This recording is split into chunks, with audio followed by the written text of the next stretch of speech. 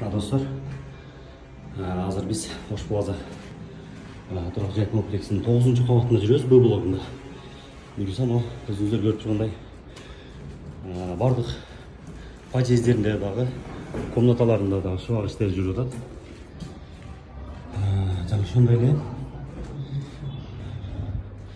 мындай вентиляциялар тартылган, электромонтаждар болгон. Буга кошумча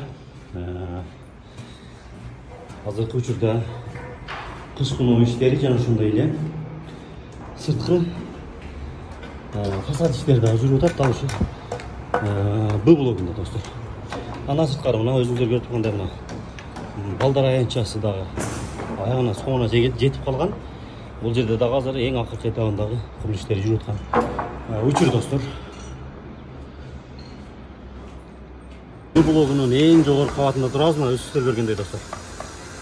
Шаарга болгон көрүнүш аябай сонун. Жакынкы учурда мына В блогунун 14-чү эң акыркы кабатына бетон алабыз. Кошумчалай кетсек, А блогунун 14-чү кабаты бүткөн. Буюрса жакынкы арада бул дагы эң жогорку жабдуу иштери уланат, достор. Ихлас курулуш компаниясы Ош Плаза турак жайы курулуш иштери кызуу жүрүүдө, достор. Андыктан батирелер боюнча байланышыңыздар, саналуу гана батирелер калды. Б блоктун күнчыгыш тарабындабыз. Башкача айтканда мына Сулайман тоого болгон көрүнүш, достор. Рыспай Кадыров көчөсү, Анар кичи району.